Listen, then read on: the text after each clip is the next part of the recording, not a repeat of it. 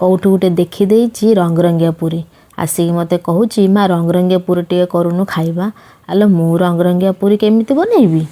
या पर मुंड गोटे आइडिया आसला। ऑरेंज कलर पे गाजर को बाटी अटा से गोले ऑरेंज कलर टे करदेली। पालंग को बाटी ग्रीन कलर टे करदेली। घरे बीटरूट थिला ता जूस रे रेड कलर करदेली। आ हळदी गुंड टिके गोले येलो कलर टे करदेली।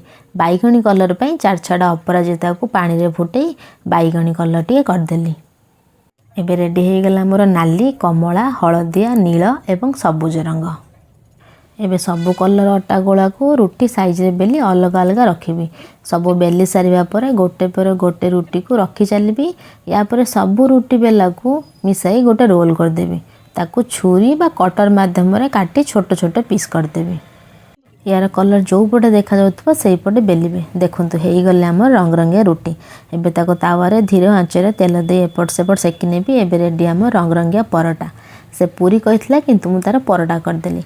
वीडियोटी भल लागितले डुगुस किचन को यूट्यूब रे लाइक सब्सक्राइब करिवे। जदि आपण फेसबुक की इंस्टा रे देखुचंदी तले लाइक फॉलो करिवा को जमा भी भूलिबे नाही।